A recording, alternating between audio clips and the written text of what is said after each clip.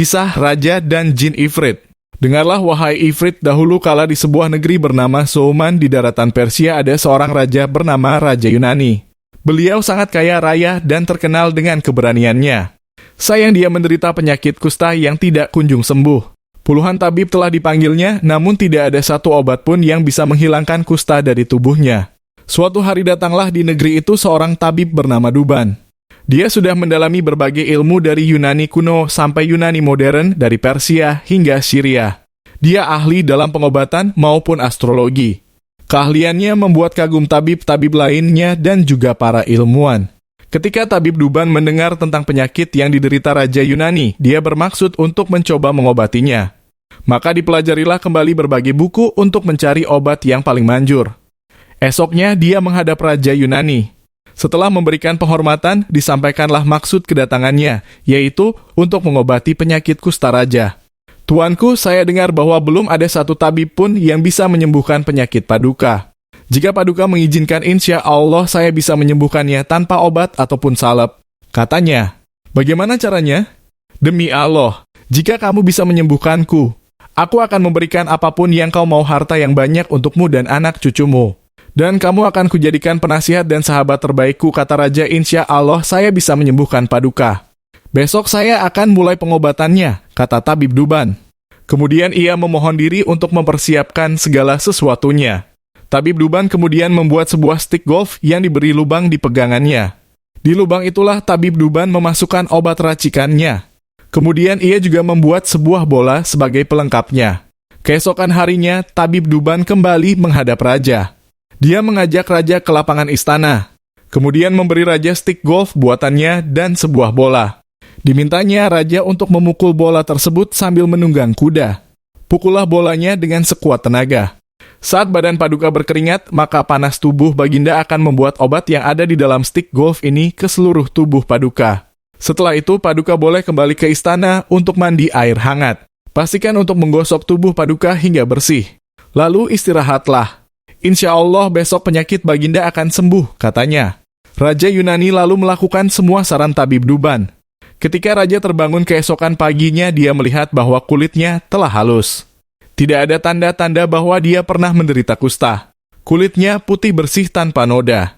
Raja sangat bersuka cita. Dia segera memerintahkan utusan untuk menjemput tabib Duban ke istana. Sambil berkali-kali mengucapkan rasa terima kasihnya, raja memberikan berkantung-kantung emas, lusinan pakaian-pakaian mewah, dan hadiah-hadiah lainnya. Sesuai janjinya, raja juga mengangkat tabib Duban menjadi penasihat pribadinya dan mendudukannya di samping singgasananya. Di antara pejabat kerajaan, ada seorang wazir yang menaruh benci terhadap tabib Duban.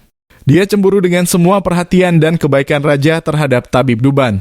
Suatu hari sang wazir menghadap raja secara pribadi. Wahai Paduka Raja yang adil, hambamu ini ingin menyampaikan sebuah nasihat untuk Paduka. Saya akan menjadi orang terkutuk jika tidak menyampaikannya pada Paduka, katanya. Raja terkejut mendengarnya dan bertanya, nasihat apa? Oh, Paduka yang mulia. Para leluhur pernah berkata, barang siapa yang tidak bisa melihat tujuan, keberuntungan tidak akan datang padanya. Dan kini saya melihat raja sedang membuat kekeliruan. Sejak ia menganugerahi seorang musuh dengan kebaikan. Seorang musuh yang menginginkan kerajaan ini hancur. Dia menganugerahinya kebaikan, kekuasaan, dan menjadikannya penasihatnya, katanya. Siapakah teman yang kau maksud itu? Tanya raja. Paduka, tentu saja yang saya maksud adalah penasihat Paduka, tabib Duban. Kata wazir, dia adalah teman terbaikku, kata raja. Dan dialah yang telah menyembuhkan penyakit yang tidak bisa disembuhkan oleh tabib lain. Karena dialah aku bisa menyingkirkan rasa malu yang dulu menderaku karena penyakitku. Aku tidak akan menemukan orang sehebat dia di seluruh negeri. Tapi kenapa kau menentangnya? Aku telah memerintahkan pegawaiku untuk memberikannya gaji 1000 keping emas setiap bulannya, dan bahkan jika aku memberikan sebagian kerajaanku padanya, masih tidak akan cukup mewakili rasa terima kasihku. Oh tuanku, bagaimana kau yakin bahwa dia tidak menipumu? Sesungguhnya aku mengatakan hal ini karena rasa baktiku padamu, kata wazir. Benarkah tidak ada maksud lain dari perkataanmu ini, wahai wazir? Aku takut kau melakukan ini karena rasa cemburu.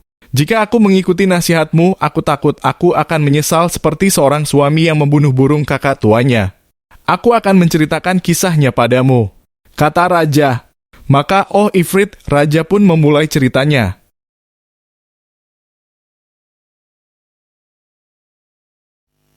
Kisah Abu Nawas lolos dari amukan sang istri. Diam-diam ternyata Abu Nawas memiliki istri yang sangat pencemburu. Pada saat Abu Nawas sering pulang larut malam, ia selalu marah-marah. Pada suatu hari Abu Nawas keluar rumah hingga larut malam. Hal itu pun membuat istrinya merasa gelisah dan emosi karena sudah berjam-jam menunggu di rumah. Ia pun tidak bisa tidur gara-gara Abu Nawas yang masih dalam tanda tanya. Bahkan istri Abu Nawas sudah menyiapkan suatu rencana untuk memarahi Abu Nawas ketika dia pulang nanti. Waktu pun sudah menunjukkan larut malam, begitu gelap. Namun Abu Nawas tetap saja tak kunjung kembali pulang. Tiba-tiba saja dalam kondisi yang seperti itu terdengar suara yang seperti orang hendak masuk dari jendela rumah yang terbuat dari kayu itu. Mendengar suara itu, istri Abu Nawas pun langsung siap siaga untuk melancarkan aksinya. Ia menuju jendela sambil memegang sepotong kayu berukuran lumayan besar. Ia berpikir bahwa Abu Nawas sengaja masuk rumah melalui jendela karena takut dimarahi olehnya. Tak lama kemudian masuklah seseorang melalui jendela yang ukurannya relatif kecil. Dalam kondisi yang sangat gelap, wajah orang tersebut tak kelihatan. Akan tetapi istri Abu Nawas yang sudah terlanjur tersulut emosinya langsung saja memukulkan kayu ke orang tersebut. Ia memukul secara membabi buta hingga membuat orang yang dikira suaminya itu jatuh tak berdaya. Ampun, ampun, ujar orang tersebut. Tentu saja karena pukulan yang membabi buta yang dilakukan oleh istri Abu Nawas tersebut membuat orang tadi terkapar di lantai. Istri Abu Nawas pun merasa sangat puas dengan tindakannya ini. Ia menganggap bahwa tindakannya setimpal atas kesalahan suaminya si Abu Nawas. Ayo cepat bangun, lain kali jangan diulangi lagi dengan pulang larut malam, kata istri Abu Nawas dengan nada membentak. Setelah ditunggu beberapa menit, orang tersebut tak juga bangkit-bangkit. Maka mulailah istri Abu Nawas menjadi penasaran. Dalam pencahayaan yang kurang, ia mencoba melihat dengan seksama orang yang dipukulinya tadi. Betapa kagetnya istri Abu Nawas, ternyata orang itu bukanlah suaminya. Ia tak mengenali wajah orang yang dipukulinya. Dalam kondisi itu, istri Abu Nawas pun menyebut orang itu sebagai seorang pencuri dan berteriak dengan keras. Ada pencuri, tolong, tolong, teriak istri Abu Nawas. Kontan saja teriakan istri Abu Nawas tersebut membuat para warga berhamburan keluar untuk menangkap pencuri. Tak lama kemudian beberapa warga pergi ke rumah Abu Nawas. Mereka lantas meringkus pencuri yang sudah tidak berdaya di lantai. Para warga pun merasa kaget melihat kejadian itu. Ada seorang pencuri yang ditaklukkan oleh seorang wanita. Pencuri itu babak belur terkena pukulan dari istri Abu Nawas. Wah, hebat sekali, pencuri ini sampai terbaring tak berdaya di lantai. Mungkin butuh waktu berminggu-minggu agar bisa pulih kembali, kata salah satu warga. Maaf Pak, saya tak bermaksud menyakitinya, apalagi sampai separah itu. Hanya kekeliruan saja Pak, kata istri Abu Nawas. Keliru bagaimana? Tanya warga. Waktu itu ia masuk melalui jendela dapur. Saya kira suami saya yang baru pulang berpesta dengan teman-temannya, makanya saya langsung gebuk, jelas istri Abu Nawas. Tak berapa lama kemudian Abu Nawas pun datang di tengah-tengah mereka. Setelah mendengar cerita tentang seorang pencuri yang babak belur dihajar istrinya, ia pun tersenyum kecil dan bersyukur. Untung saja bukan saya yang dihajar, makanya jangan main pukul, beginilah akibatnya, kata Abu Nawas. Namun demikian Abu Nawas cukup bangga dengan keberanian istrinya yang sanggup melumpuhkan seorang pencuri. Dan ini adalah kisah Abu Nawas dan ibu sejati. Kisah ini mirip dengan kejadian pada masa Nabi Sulaiman alaihi salam ketika masih muda. Entah sudah berapa hari kasus seorang bayi yang diakui oleh dua orang ibu yang sama-sama ingin memiliki anak. Hakim rupanya mengalami kesulitan memutuskan dan menentukan perempuan yang mana sebenarnya yang menjadi ibu dari bayi itu.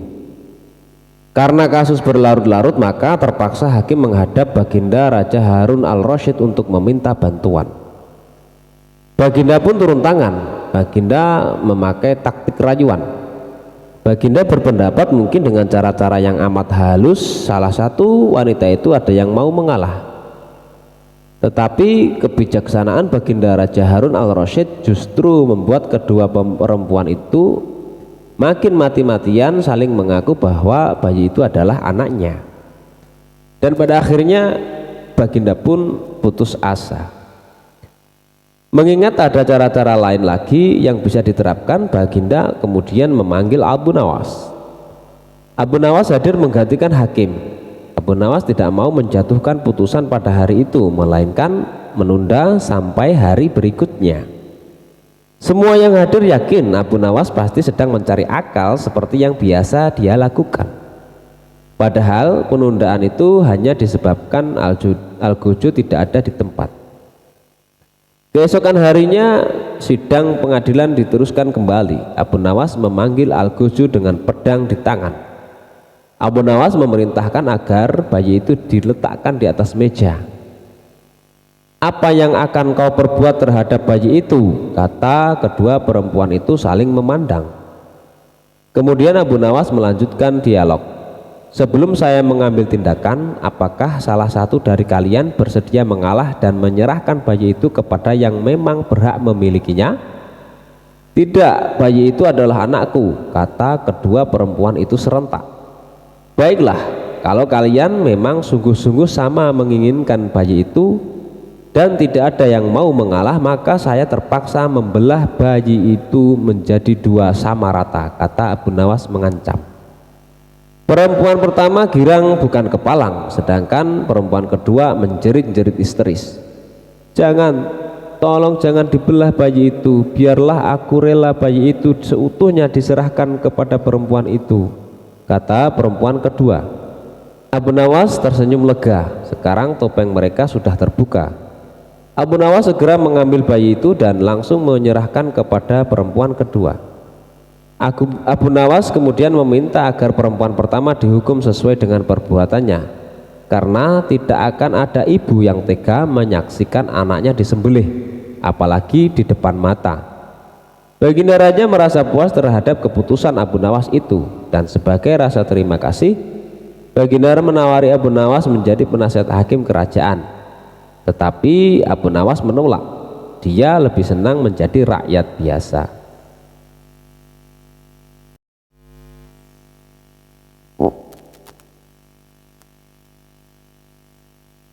Kisah Abu Nawas dan pesan bagi hakim. Bapaknya Abu Nawas adalah seorang penghulu kerajaan Baghdad bernama Maulana. Pada suatu hari bapaknya Abu Nawas yang sudah tua itu sakit parah dan akhirnya meninggal dunia. Abu Nawas dipanggil ke istana. Ia diperintah oleh Sultan untuk mengubur jenazah bapaknya itu sebagaimana adat Syekh Maulana. Apa yang dilakukan Abu Nawas hampir tiada bedanya dengan Kadi Maulana, baik mengenai tata cara memandikan jenazah hingga mengkafani, menyolati dan mendoakannya. Maka Sultan bermaksud mengangkat Abu Nawas menjadi kadi atau penghulu menggantikan kedudukan bapaknya. Namun demi mendengar rencana sang sultan, tiba-tiba saja Abu Nawas yang cerdas itu nampak berubah menjadi gila. Usai upacara pemakaman bapaknya, Abu Nawas mengambil batang pohon pisang dan diperlakukannya seperti kuda. Ia menunggang kuda dari batang pisang itu sambil berlari-lari dari kuburan bapaknya menuju rumahnya. Orang yang melihat menjadi terheran-heran dibuatnya. Pada hari yang lain ia mengajak anak-anak kecil dalam jumlah yang cukup banyak untuk pergi ke makam bapaknya. Dan di atas makam bapaknya itu ia mengajak anak-anak bermain rebana dan bersuka cita. Kini semua orang semakin heran atas kelakuan Abu Nawas itu. Mereka menganggap bahwa Abu Nawas sudah menjadi gila karena ditinggal mati oleh bapaknya. Pada suatu hari ada beberapa orang utusan dari Sultan Harun al-Rasyid datang menemui Abu Nawas. Hai Abu Nawas, kau dipanggil Sultan untuk menghadap ke istana, kata wazir utusan Sultan. Buat apa Sultan memanggilku? Aku tidak ada keperluan dengannya, jawab Abu Nawas dengan entengnya seperti tanpa beban.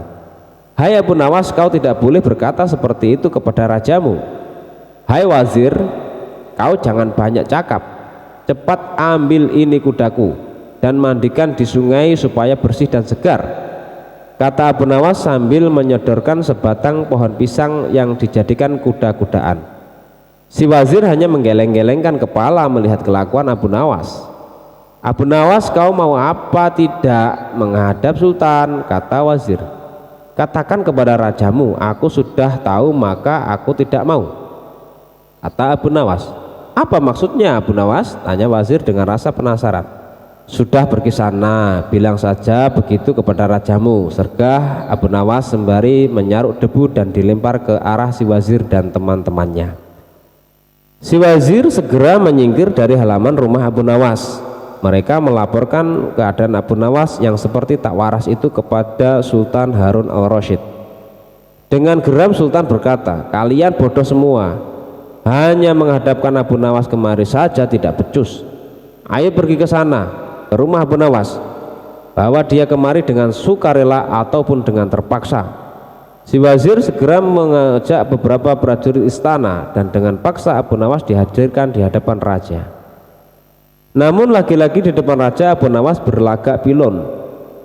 Bahkan tingkah lakunya ugal-ugalan tak selayaknya berada di hadapan seorang raja. Abu Nawas bersikaplah sopan, tegur Baginda. Ya Baginda, tahukah anda? Apa Abu Nawas? Baginda, terasi itu asalnya dari udang. Kurang ajar kau menghinaku Nawas. Tidak Baginda, siapa bilang udang berasal dari terasi? Baginda merasa dilecehkan. Ia naik pitam dan segera memberi perintah kepada para pengawalnya. Hajar dia, pukul dia sebanyak 25 kali. Wah, Abu Nawas yang kurus kering itu akhirnya lemas tak berdaya dipukuli tentara yang bertubuh kekar. Usai dipukuli, Abu Nawas disuruh keluar istana.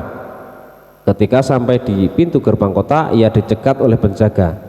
Hai Abu Nawas, tempo hari ketika engkau hendak masuk ke kota ini, kita telah mengadakan perjanjian bukan? Masa kau lupa pada janjimu itu? Jika engkau diberi hadiah oleh Baginda, maka engkau berkata, aku bagi dua, engkau satu bagian, aku satu bagian. Nah, sekarang mana bagianku itu? Hai penjaga pintu gerbang, apakah kau benar-benar menginginkan hadiah Baginda yang diberikan kepadaku tadi? Iya, tentu itu kan sudah merupakan perjanjian kita. Baik, aku berikan semuanya, bukan hanya satu bagian. Wah, ternyata kau baik hati sekali Abu Nawas. Memang harusnya begitu, kau kan sudah sering menerima hadiah dari Baginda. Tanpa banyak cakap lagi, Abu Nawas mengambil sebatang kayu yang agak besar, lalu orang itu dipukulinya sebanyak 25 kali. Tentu saja orang itu menjerit-jerit kesakitan dan menganggap Abu Nawas telah menjadi gila. Setelah penunggu gerbang kota itu kelenger, Abu Nawas meninggalkannya begitu saja. Ia terus melangkah ke rumahnya. Sementara itu si penjaga pintu gerbang mengadukan nasibnya kepada Sultan Harun al-Rasyid. Ya Tuanku Syah Alam, ampun beribu ampun, hamba datang kemari mengadukan Abu Nawas yang telah memukul hamba sebanyak 25 kali tanpa suatu kesalahan. Hamba mohon keadilan dari Tuanku Baginda. Baginda segera memerintah pengawal untuk memanggil Abu Nawas. Setelah Abu Nawas berada di hadapan Baginda, ia ditanya, hai Abu Nawas, benarkah kau telah memukuli penunggu pintu gerbang kota ini sebanyak 25 kali pukulan? Berkata Abu Nawas, ampun tuanku, hamba melakukannya karena sudah sepatutnya dia menerima pukulan itu. Apa maksudmu? Coba kau jelaskan sebab musababnya kau memukuli orang itu, tanya Baginda. Tuanku, kata Abu Nawas, hamba dan penunggu pintu gerbang ini telah mengadakan perjanjian bahwa jika hamba diberi hadiah oleh Baginda, maka hadiah tersebut akan dibagi dua, satu bagian untuknya, satu bagian untuk saya. Nah, pagi tadi hamba menerima hadiah 25 pukulan, maka saya berikan pula hadiah 25 pukulan kepadanya. Hai penunggu pintu gerbang, benarkah kau telah mengadakan perjanjian seperti itu dengan Abu Nawas? Tanya Baginda. Benar tuanku, jawab penunggu pintu gerbang. Tapi hamba tiada mengira jika Baginda memberikan hadiah pukulan. Dasar tukang peras, sekarang kena batunya kau, sahut baginda. Abu Nawas tiada bersalah, bahkan sekarang aku tahu bahwa penjaga pintu gerbang kota Baghdad adalah orang yang suka narget, suka memeras orang. Kalau kau tidak merubah kelakuan burukmu itu, sungguh aku akan memecat dan menghukum kamu. Ampun tuanku, sahut penjaga pintu gerbang dengan gemetar. Abu Nawas berkata, tuanku, hamba sudah lelah, sudah mau istirahat, tiba-tiba diwajibkan hadir di tempat ini. Padahal hamba tiada bersalah. Hamba mohon ganti rugi, sebab jatah waktu istirahat hamba sudah hilang karena panggilan tuanku.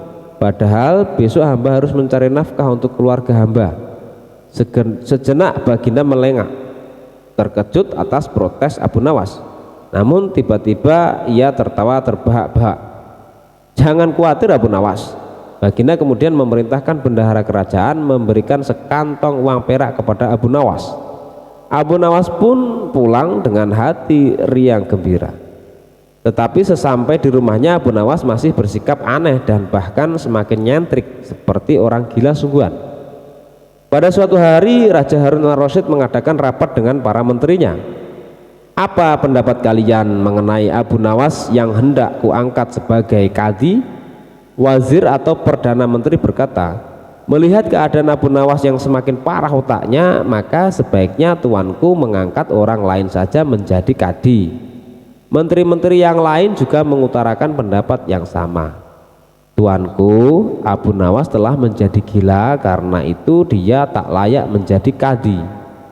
Baiklah, kita tunggu dulu sampai 21 hari, karena bapaknya baru saja mati. Jika tidak sembuh-sembuh, juga bolehlah kita mencari kadi yang lain saja.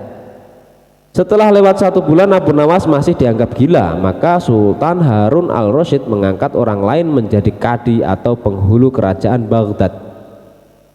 Konon dalam suatu pertemuan besar ada seorang bernama Fulan yang sejak lama berambisi menjadi kadi. Ia mempengaruhi orang-orang di sekitar baginda untuk menyetujui jika ia diangkat menjadi kadi. Maka tatkala ia mengajukan dirinya menjadi kadi kepada baginda, dengan mudahnya baginda menyetujuinya. Begitu mendengar Fulan diangkat menjadi kadi, maka Abu Nawas mengucapkan syukur kepada Tuhan. Alhamdulillah, aku telah terlepas dari bala yang mengerikan. Tapi sayang sekali, kenapa harus Fulan yang menjadi kadi? Kenapa tidak yang lain saja? Mengapa Abu Nawas bersikap seperti orang gila? Ceritanya begini. Pada suatu hari ketika ayahnya sakit parah dan hendak meninggal dunia, ia memanggil Abu Nawas untuk menghadap. Abu Nawas pun datang mendekati bapaknya yang sudah lemah lunglai. Berkata bapaknya, hai anakku, aku sudah hampir mati. Sekarang ciumlah telinga kanan dan telinga kiriku. Abu Nawas segera menuruti pemerintahan terakhir bapaknya.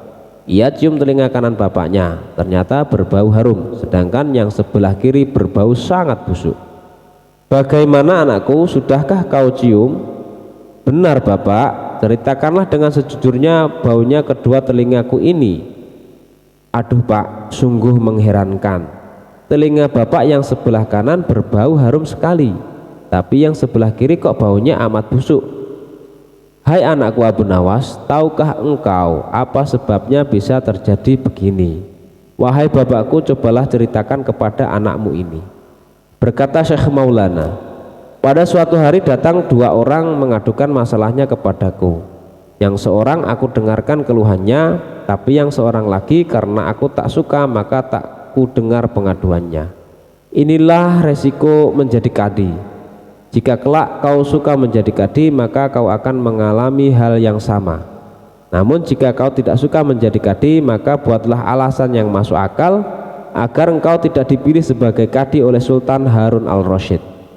Tapi tak bisa tidak, Sultan Harun al-Rasyid pastilah tetap memilih kamu sebagai kadi. Nah, itulah sebabnya Abu Nawas berpura-pura menjadi gila, hanya untuk menghindarkan diri agar tidak diangkat menjadi kadi. Seorang kadi atau penghulu pada masa itu kedudukannya seperti hakim yang memutus suatu perkara. Walaupun Abu Nawas tidak menjadi kadi, namun dia sering diajak konsultasi oleh sang raja untuk memutuskan suatu perkara. Bahkan ia kerap sekali dipaksa datang ke istana hanya sekedar untuk menjawab pertanyaan Baginda Raja yang aneh-aneh dan tidak masuk akal.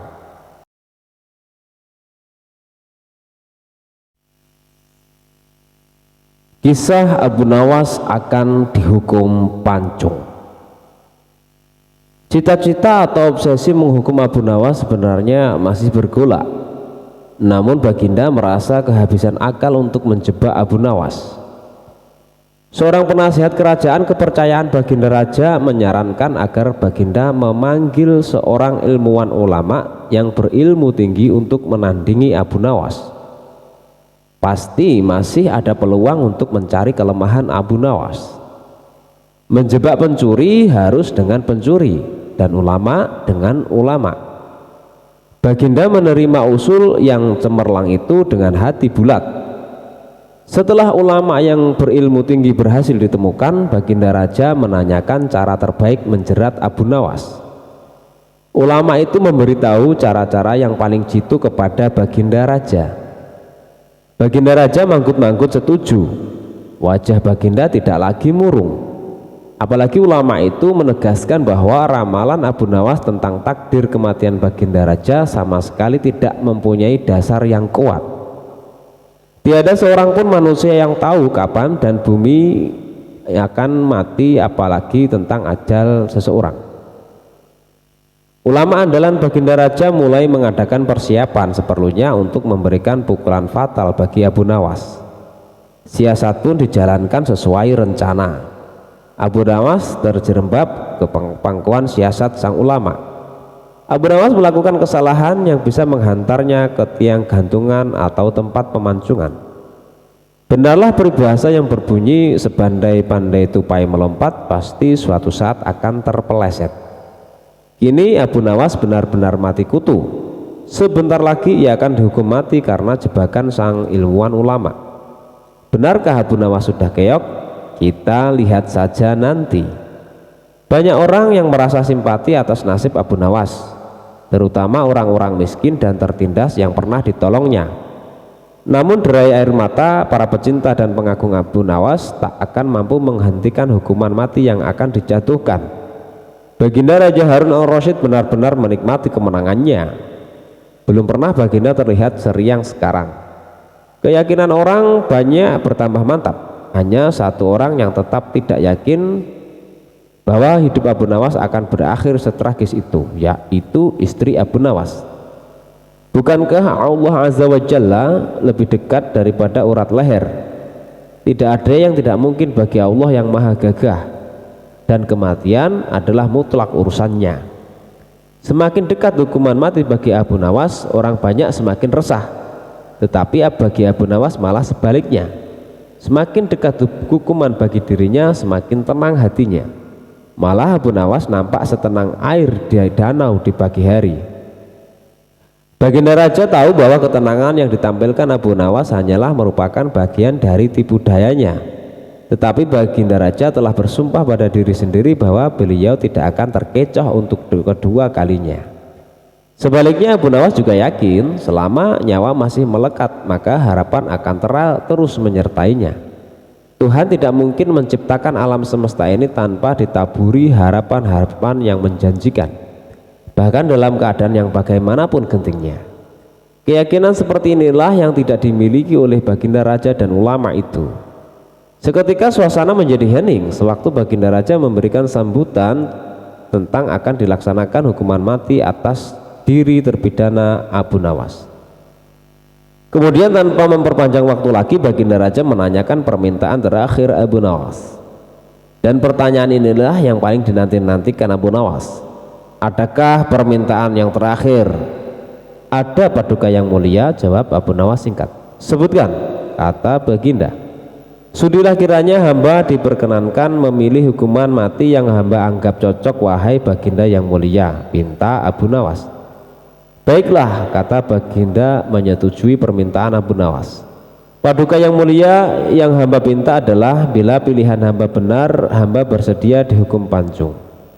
Tetapi jika pilihan hamba dianggap salah, maka hamba dihukum gantung saja, kata Abu Nawas memohon. Engkau memang orang yang aneh. Dalam saat-saat yang amat genting pun engkau masih sempat bersendau gurau. Tetapi ketahuilah bagiku segala tipu muslihatmu hari ini tak akan bisa membawamu kemana-mana, kata Baginda sambil tertawa. Hamba tidak bersenda gurau Paduka yang mulia, kata Abu Nawas bersungguh-sungguh. Baginda makin terpingkal-pingkal, namun belum selesai Baginda Raja tertawa-tawa, Abu Nawas berteriak dengan nyaring, hamba minta dihukum pancung. Semua yang hadir kaget. Orang yang banyak belum mengerti mengapa Abu Nawas membuat keputusan itu. Tetapi kecerdasan otak Baginda Raja menangkap sesuatu yang lain, sehingga tawa Baginda yang semula berderai-derai mendadak terhenti. Kening Baginda berkenyit mendengar ucapan Abu Nawas. Baginda Raja tidak berani menarik kata-katanya karena telah disaksikan oleh ribuan rakyatnya. Beliau sudah terlanjur mengabulkan Abu Nawas menentukan hukuman mati yang paling cocok untuk dirinya. Kini kesempatan Abu Nawas membela diri. Baginda yang mulia, hamba tadi mengatakan bahwa hamba akan dihukum pancung. Kalau pilihan hamba benar, maka hamba dihukum gantung. Tetapi di manakah letak kesalahan pilihan hamba sehingga hamba harus dihukum gantung? Padahal hamba telah memilih hukuman pancung. Olah kata Abu Nawas memaksa Baginda Raja dan ulama itu tercengang. Benar-benar luar biasa otak Abu Nawas ini. Rasanya tidak ada lagi manusia pintar selain Abu Nawas di negeri Baghdad ini. Abu Nawas, aku mengampunimu, tapi sekarang jawablah pertanyaanku ini. Berapa banyakkah bintang di langit? Oh, gampang sekali tuanku. Iya, tapi berapa? 100 juta, 100 miliar? Tanya Baginda. Bukan tuanku, cuma sebanyak pasir di pantai. Kau ini, bagaimana bisa orang menghitung pasir di pantai? Bagaimana pula orang bisa menghitung bintang di langit? Kau memang penggeli hati, kau adalah pelipur lawaku. Abu Nawas, mulai sekarang jangan segan-segan. Sering-seringlah datang ke istanaku, aku ingin selalu mendengar lelucon-leluconmu yang baru. Siap Baginda.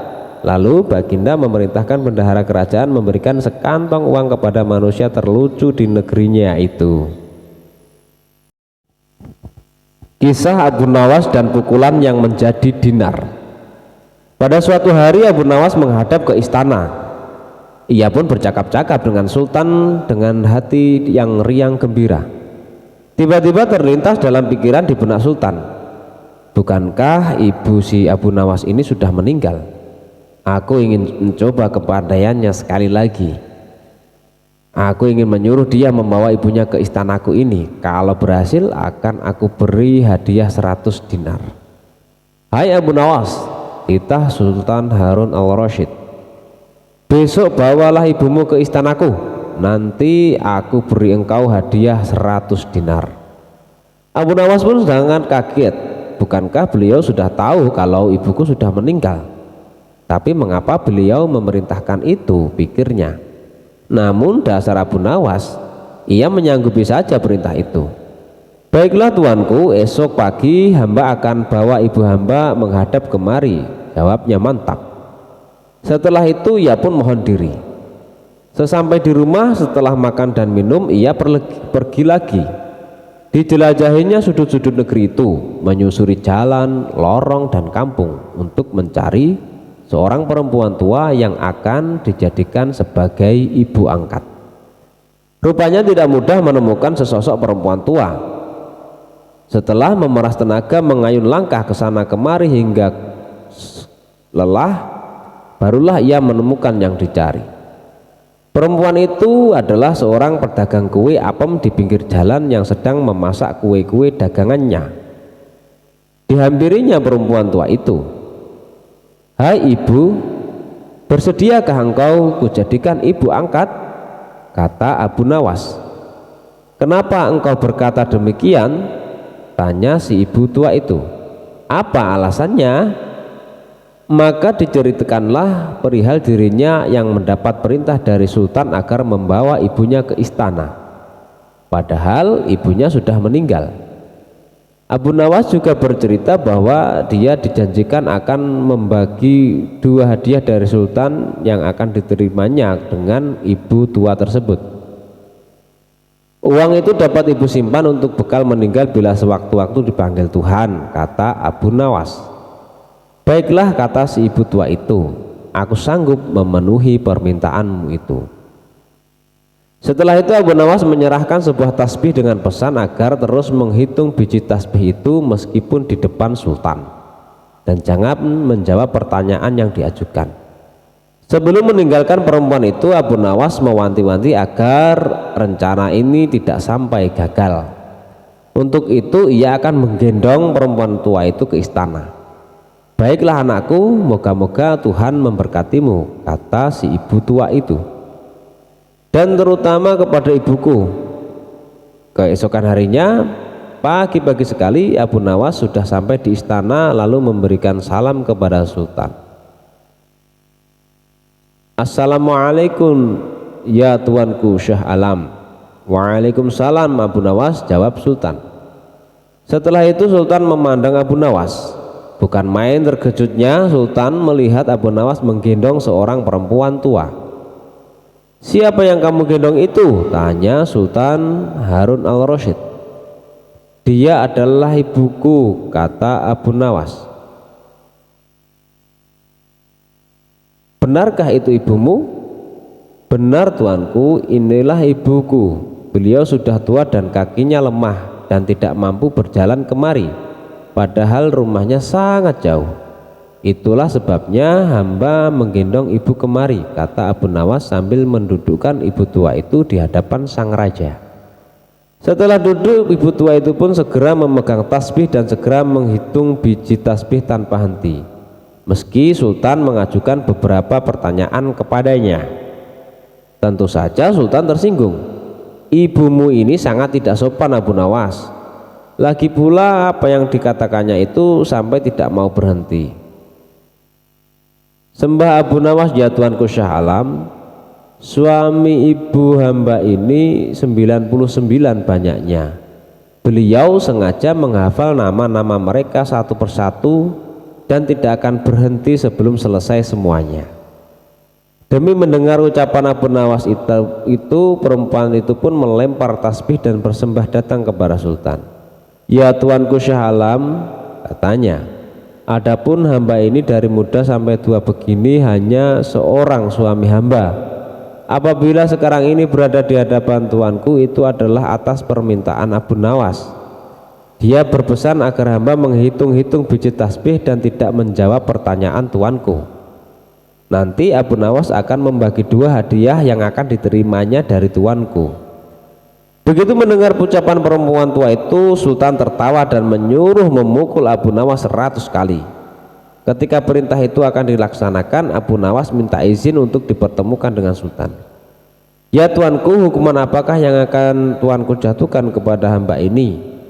Karena engkau berjanji kepadaku akan membawa ibumu kemari, aku pun berjanji akan memberi hadiah uang 100 dinar. Tapi karena kamu tidak bisa memenuhi janjimu, dapatlah engkau 100 kali pukulanku, kata sultan.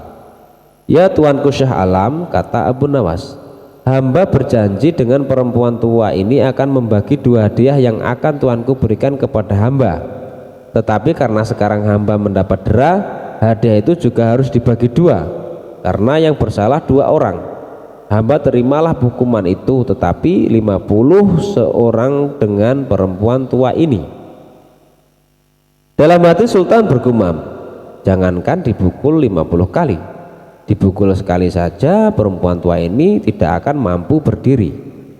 Setelah itu sultan memberi 50 dinar kepada perempuan itu sambil berpesan agar tidak cepat percaya kepada Abu Nawas bila lain kali menemuinya.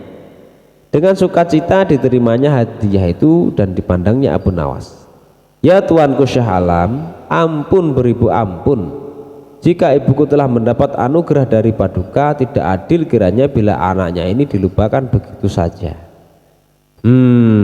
Ya terimalah pula bagianmu, ujar Baginda sambil tersenyum. Ini semua orang tertawa dalam hati setelah Abu Nawas bermohon diri pulang ke rumah. Demikianlah pula perempuan itu dan semua yang hadir di balairu istana dengan perasaan masing-masing. Asmara memang aneh. Secara tak terduga, pangeran yang menjadi putra mahkota jatuh sakit. Sudah banyak tabib yang didatangkan untuk memeriksa dan mengobati, tetapi tak seorang pun mampu menyembuhkannya. Akhirnya raja mengadakan sayembara. Sayembara boleh diikuti oleh rakyat dari semua lapisan, tidak terkecuali oleh para penduduk negeri tetangga. Sayembara yang menyediakan hadiah menggiurkan itu dalam waktu beberapa hari berhasil menyerap ratusan peserta. Namun tak satu pun dari mereka berhasil mengobati penyakit sang pangeran. Akhirnya sebagai sahabat dekat Abu Nawas menawarkan jasa baik untuk menolong putra mahkota. Baginda Harun al-Rasyid menerima usul itu dengan penuh harap. Abu Nawas sadar bahwa dirinya bukanlah tabib. Dari itu ia tidak membawa peralatan apa-apa. Para tabib yang ada di istana tercengang melihat Abu Nawas yang datang tanpa peralatan yang mungkin diperlukan. Mereka berpikir, mungkinkah orang macam Abu Nawas ini bisa mengobati penyakit sang pangeran, sedangkan para tabib terkenal dengan peralatan yang lengkap saja tidak sanggup. Bahkan penyakitnya saja tidak terlacak. Abu Nawas merasa bahwa seluruh perhatian tertuju padanya, namun Abu Nawas tidak begitu memperdulikannya. Abu Nawas dipersilahkan memasuki kamar pangeran yang sudah terbaring. Ia menghampiri sang pangeran dan duduk di sisinya. Setelah Abu Nawas dan sang pangeran saling pandang beberapa saat, Abu Nawas kemudian berkata, "Saya membutuhkan seorang tua yang di masa mudanya sering mengembara ke pelosok negeri." Orang tua yang diinginkan Abu Nawas didatangkan. Lalu Abu Nawas bertanya, "Sebutkan satu persatu nama-nama desa di daerah selatan." Ketika orang tua itu menyebutkan nama-nama desa di bagian selatan, Abu Nawas menempelkan telinganya ke dada sang pangeran. Kemudian Abu Nawas memerintahkan agar menyebutkan bagian utara, barat, dan timur. Setelah semua bagian negeri disebutkan, Abu Nawas mohon agar diizinkan mengunjungi sebuah desa di sebelah utara. Raja merasa heran. "Engkau keundang ke sini bukan untuk bertamasya," kata sang raja. "Hamba tidak bermaksud berlibur yang mulia," kata Abu Nawas. "Tetapi aku belum paham," ucap Baginda Sultan Harun al-Rasyid. "Maafkan hamba paduka yang mulia, kurang bijaksana rasanya bila hamba jelaskan sekarang," kata Abu Nawas. Lalu kemudian Abu Nawas pun pergi selama 2 hari. Sekembalinya dari desa itu, Abu Nawas menemui sang pangeran dan membisikkan sesuatu, kemudian menempelkan telinganya ke dada sang pangeran. Lalu Abu Nawas menghadap sang raja. "Apakah yang mulia masih menginginkan sang pangeran tetap hidup?" tanya Abu Nawas. "Apa maksudmu?" Raja balas bertanya kepada Abu Nawas. "Sang pangeran ini sedang jatuh cinta pada seorang gadis desa di sebelah utara negeri ini," kata Abu Nawas menjelaskan. "Bagaimana kau tahu?" Ketika nama-nama desa di seluruh negeri disebutkan, tiba-tiba degup jantungnya bertambah keras ketika mendengarkan nama sebuah desa di bagian utara negeri ini. Dan sang pangeran pun tidak berani mengutarakannya kepada Baginda. Ucap Abu Nawas. "Lalu apa yang harus aku lakukan?" tanya Abu Nawas. "Mengawinkan pangeran dengan gadis desa itu," jawab Abu Nawas. "Kalau tidak," tawar raja ragu-ragu, "cinta itu buta. Bila kita tidak berusaha mengobati kebutaannya, maka ia akan mati." Rupanya saran Abu Nawas tidak bisa ditolak. Sang pangeran adalah putra satu-satunya yang merupakan pewaris tunggal kerajaan. Abu Nawas benar. Begitu mendengar persetujuan sang raja, sang pangeran pun berangsur-angsur pulih. Sebagai tanda terima kasih, kemudian raja memberi Abu Nawas sebuah cincin permata yang sangat amat indah.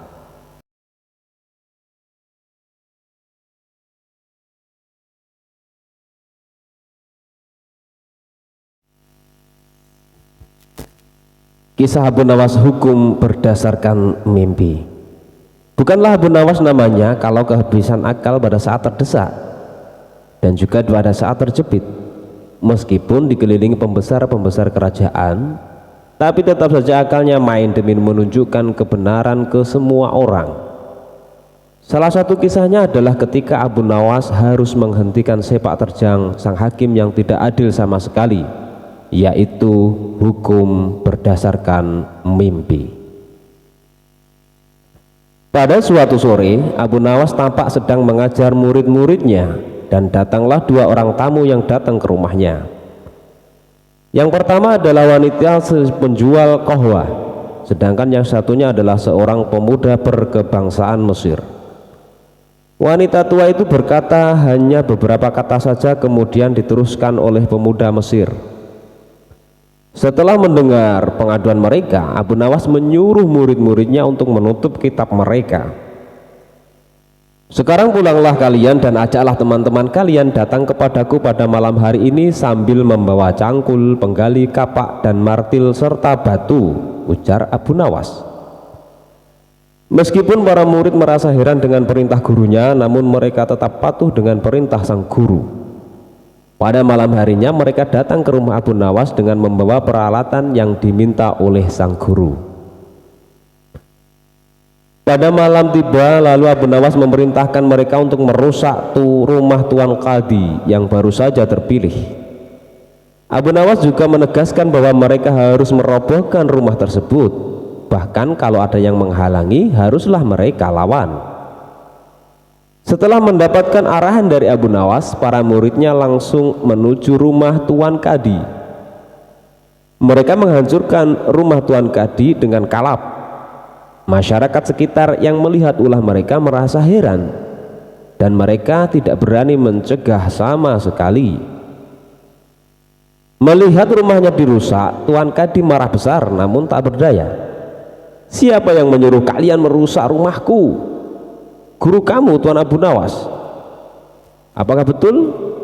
Iya, jawab murid-murid Abu Nawas. Dasar Abu Nawas provokator, orang gila. Besok pagi aku akan melaporkannya kepada Baginda, teriak Tuan Qadi penuh amarah. Dan benar saja pada keesokan harinya Tuan Qadi mengadukan kejadian malam itu, sehingga Abu Nawas dipanggil agar menghadap sang raja. Baginda raja menanyakan apa alasan Abu Nawas melakukan perusakan tersebut. Namun bukan Abu Nawas jika tidak memiliki jawaban yang unik. Dijelaskan oleh Abu Nawas bahwa dia melakukan pengerusakan karena beberapa hari yang lalu bermimpi, dan di dalam mimpi tersebut Tuan Qadi memintanya untuk merusak rumahnya karena ingin rumah yang baru. Lalu sang raja menanyakan bagaimana Abu Nawas dapat hukum hanya berdasarkan mimpi saja. Mendengar pertanyaan itu, Abu Nawas dengan tenang menjawab, hamba juga memakai hukum Tuan Qadi yang baru ini, tuanku. Mendengar perkataan Abu Nawas, seketika wajah Tuan Qadi menjadi pucat. Dia hanya terdiam 1000 bahasa saja. Hai Qadi, benarkah engkau mempunyai hukum seperti itu? Tanya sang raja. Tapi Tuan Qadi tiada menjawab. Wajahnya nampak pucat dan tubuhnya gemetaran karena takut. Kemudian Abu Nawas diminta untuk menjelaskan dengan tenang. Abu Nawas kemudian menceritakan bahwa ada seorang pemuda Mesir datang dengan harta melimpah ruah. Namun kemudian dia bermimpi menikah dengan anak Tuan Qadi. Dia memberikan mas kawin yang sangat banyak. Lalu mimpi itu cepat menyebar dan sampai ke telinga Tuan Qadi. Lalu Tuan Qadi memanfaatkan mimpi itu dengan meminta harta pemuda itu untuk mas kawin anaknya. Padahal itu hanyalah mimpi belaka. Sedang menurut Tuan Qadi itu harus dilakukan, sehingga pemuda itu pun akhirnya jatuh miskin. Setelah cross-check dengan mendatangkan pemuda Mesir itu, akhirnya raja sadar jika Qadi yang ditunjuknya itu adalah orang yang zalim. Kemudian raja memberikan hukuman mengambil harta Qadi dan diberikan kepada pemuda Mesir tersebut. Lalu kemudian Tuan Qadi dijebloskan ke dalam penjara karena telah berbuat zalim dan menyalahgunakan wewenang.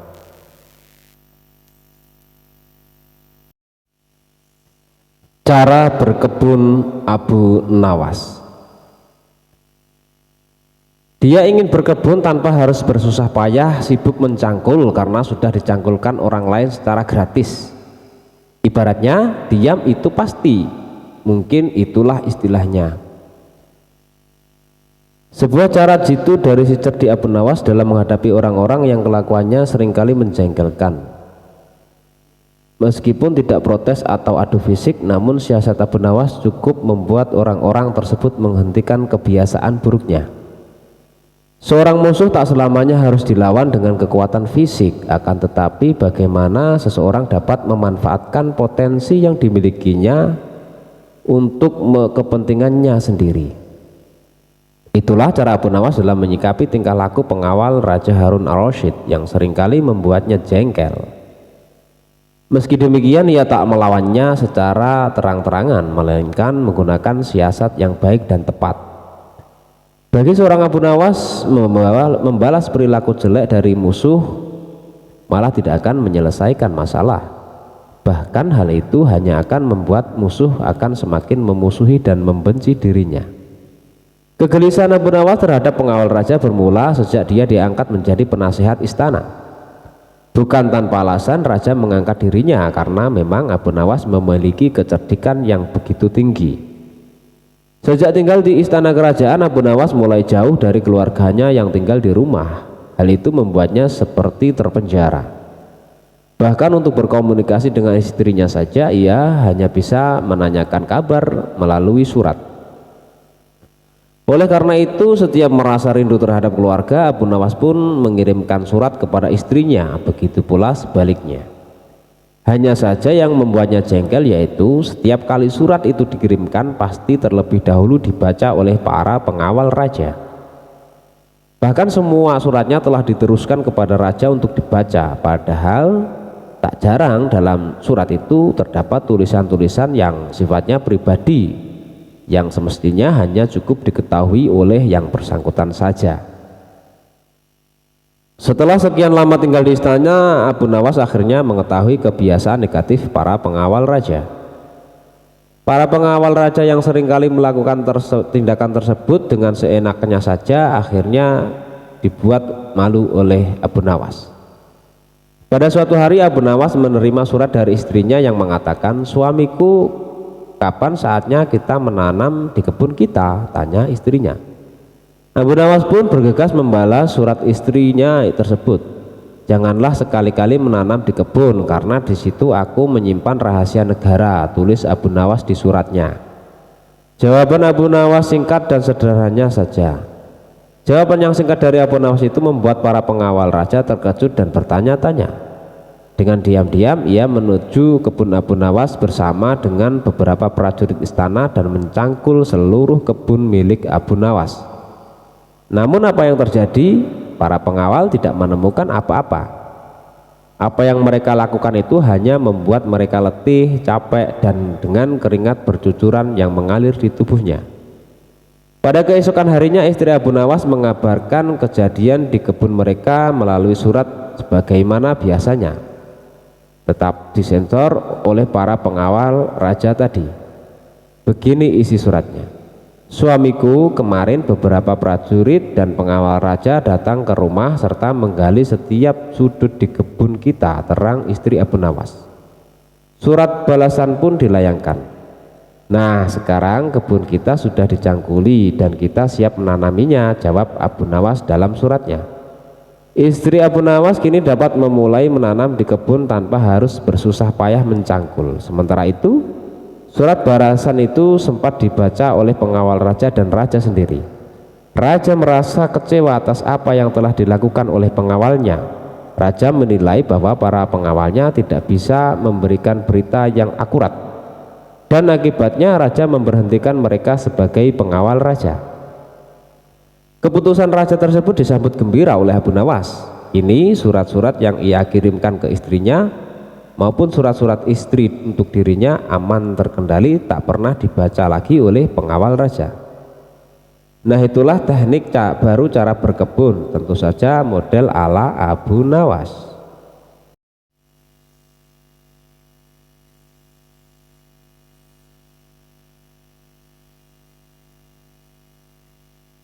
Kisah telur beranak.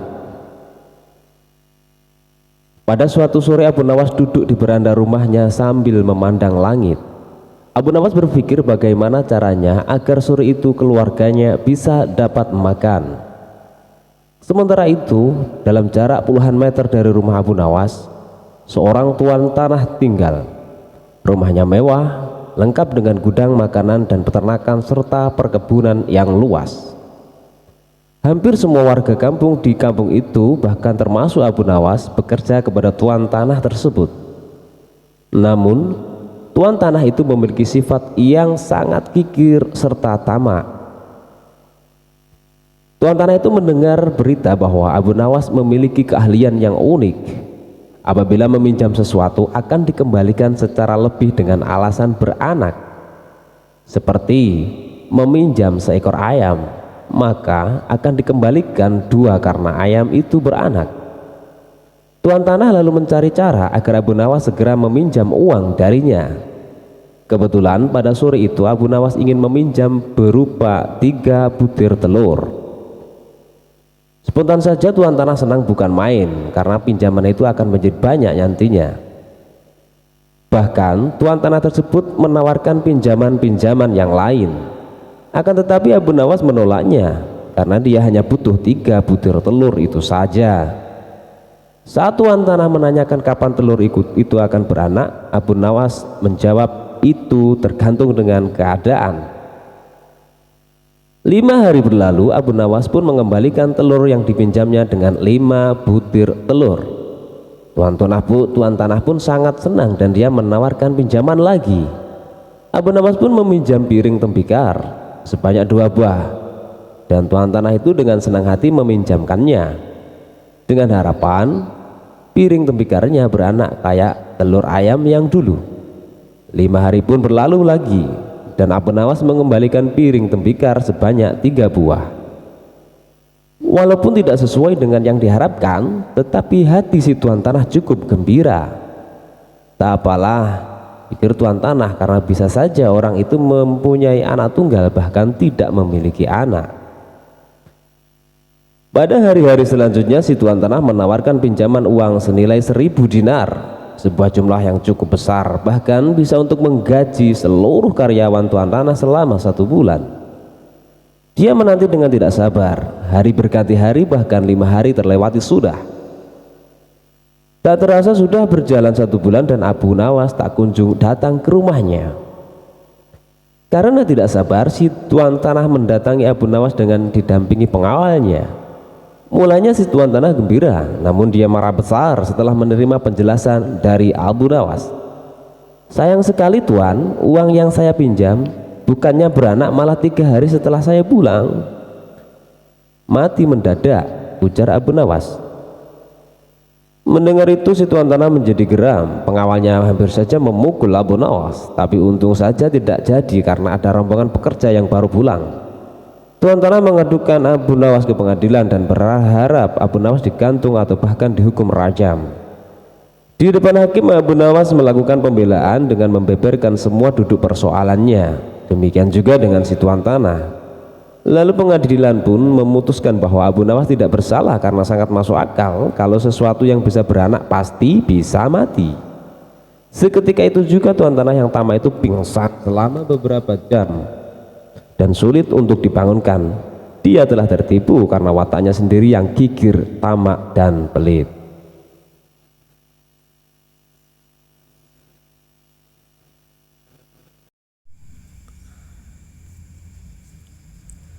Abu Nawas mengemban tugas yang berat dari sang raja. Abu Nawas belum kembali, kata istrinya. Ia bersama seorang pendeta dan seorang ahli yoga sedang melakukan pengembaraan suci. Padahal saat ini Baginda amat membutuhkan bantuan Abu Nawas. Beberapa hari terakhir ini Baginda merencanakan membangun istana di awang-awang, karena sebagian dari raja-raja negeri sahabat telah membangun bangunan-bangunan yang sangat luar biasa. Baginda tidak ingin menunggu Abu Nawas lebih lama lagi. Beliau mengutus beberapa orang kepercayaannya untuk mencari Abu Nawas. Mereka tidak berhasil menemukan Abu Nawas karena Abu Nawas ternyata sudah berada di rumah ketika mereka baru saja berangkat.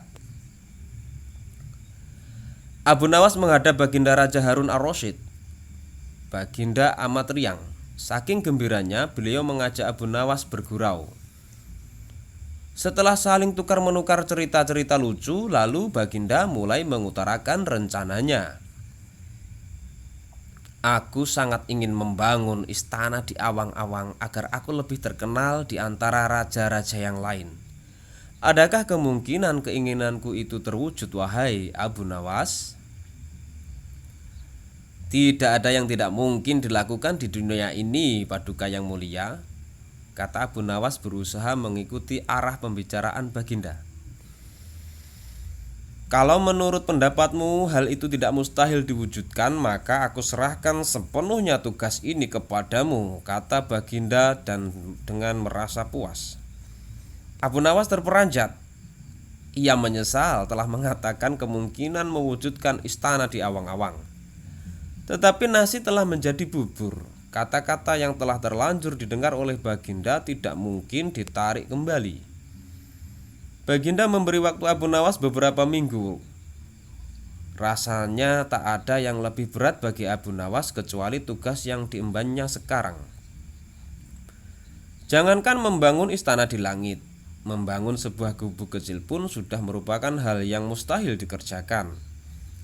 Hanya Tuhan saja yang mampu melakukannya, begitu gumam Abu Nawas. Hari-hari berlalu seperti biasa. Tak ada yang dikerjakan Abu Nawas kecuali memikirkan bagaimana membuat Baginda merasa yakin kalau yang dibangun itu benar-benar istana di langit.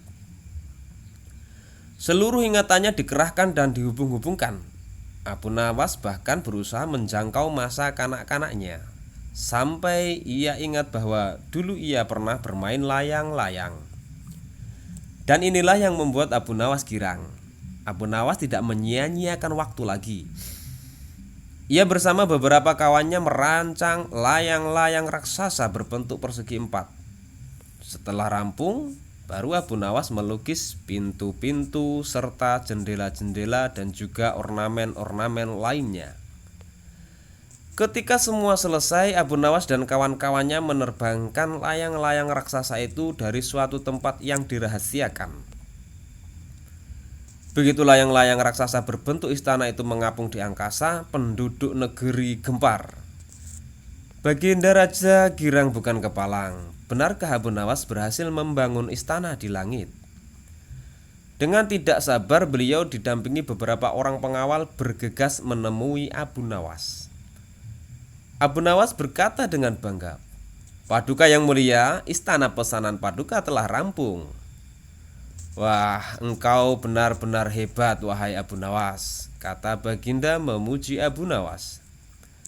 "Terima kasih, wahai Baginda yang mulia," kata Abu Nawas. "Lalu bagaimana caranya aku ke sana?" tanya Baginda. "Dengan tambang, Paduka yang mulia," kata Abu Nawas. "Kalau begitu siapkan tambang itu sekarang. Aku ingin segera melihat istanaku dari dekat," kata Baginda tidak sabar. "Maafkan hamba, Paduka yang mulia. Hamba kemarin lupa memasang tambang itu, sehingga seorang kawan hamba tertinggal di sana dan tidak bisa turun," kata Abu Nawas. "Bagaimana dengan engkau sendiri, Abu Nawas? Dengan apa engkau turun ke bumi?" tanya Baginda. "Dengan menggunakan sayap, Paduka yang mulia," kata Abu Nawas dengan bangga. "Kalau begitu buatkan aku sayap supaya aku bisa terbang ke sana," kata Baginda. "Paduka yang mulia, sayap itu hanya bisa diciptakan dalam mimpi," kata Abu Nawas menjelaskan. "Engkau berani mengatakan aku gila sepertimu?" tanya Baginda sambil melotot. "Iya Baginda, kurang lebih seperti itu," jawab Abu Nawas tangkas. "Apa maksudmu?" tanya Baginda lagi. Baginda tahu bahwa membangun istana di awang-awang adalah pekerjaan yang mustahil dilaksanakan, tetapi Baginda tetap menyuruh hamba mengerjakannya. Sedangkan hamba juga tahu bahwa pekerjaan itu mustahil dikerjakan, tetapi hamba tetap menyaguhi titah Baginda yang tidak masuk akal itu. Kata Abu Nawas berusaha meyakinkan Baginda. Tanpa menoleh, Baginda Raja kembali ke istana diiringi oleh para pengawalnya. Abu Nawas berdiri sendirian sambil memandang ke atas melihat istana terapung di awang-awang. "Sebenarnya siapa di antara kita yang gila?" tanya Abu Nawas mulai jengkel. "Hamba kira kita berdua sama-sama tidak waras," jawab raja dengan tegasnya.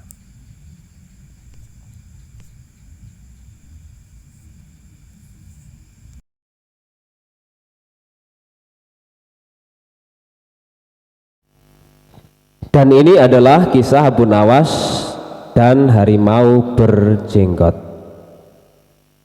"Hai Abu Nawas," seru Khalifah Harun al-Rasyid, "sekarang juga kamu harus dapat mempersembahkan kepadaku seekor harimau berjenggot. Jika gagal, aku bunuh kau."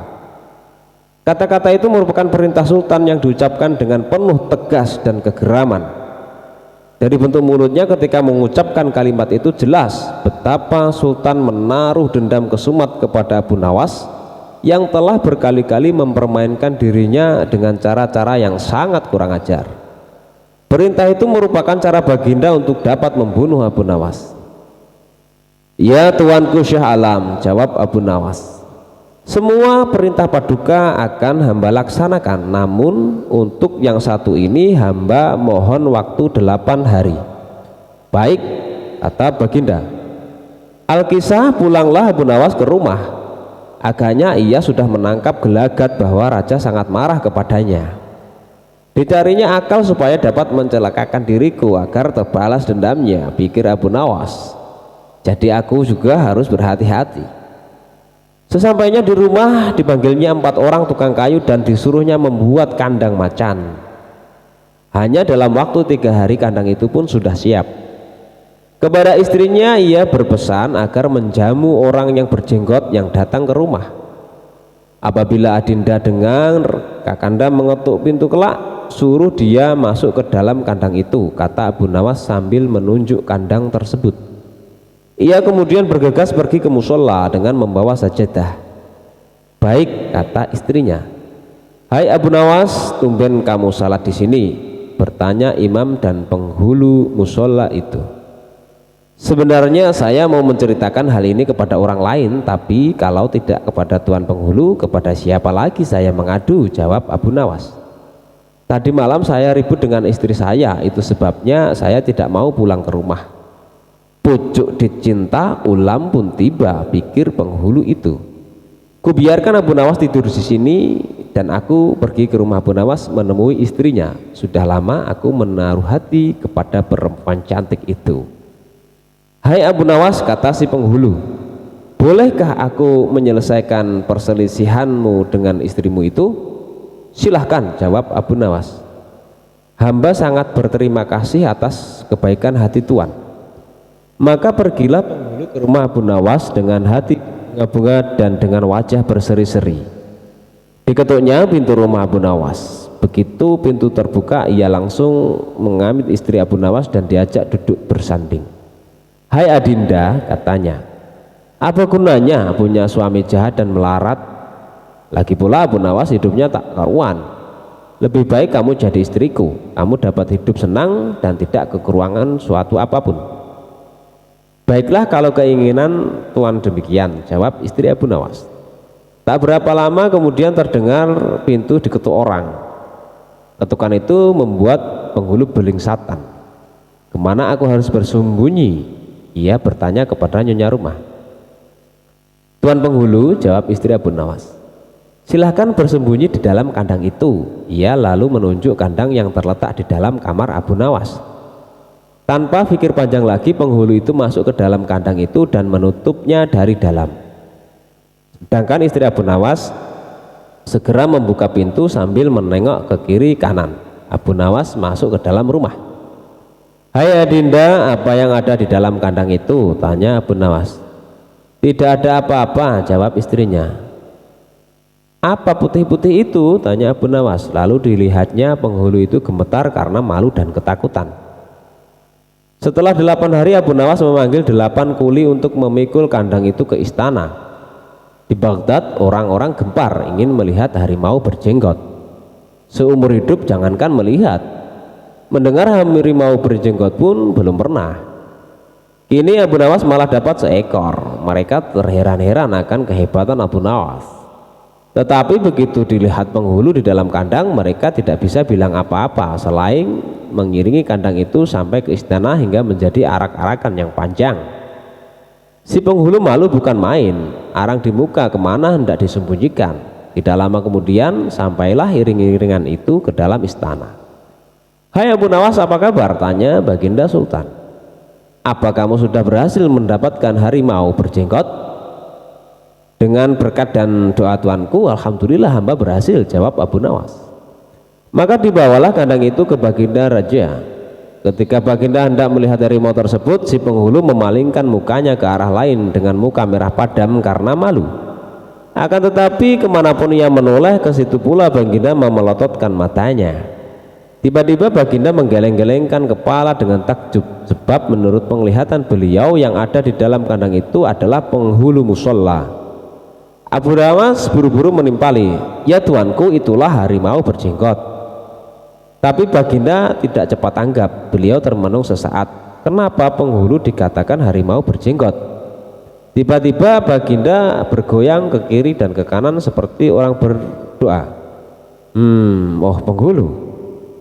"Ya tuanku Syah Alam," kata Abu Nawas, "perlukah hamba memberitahukan kenapa hamba dapat menangkap harimau berjenggot ini di rumah hamba sendiri?" Ya, ujar Baginda sambil menoleh ke kandang itu dengan mata berapi-api. "Ya, aku maklum sudah."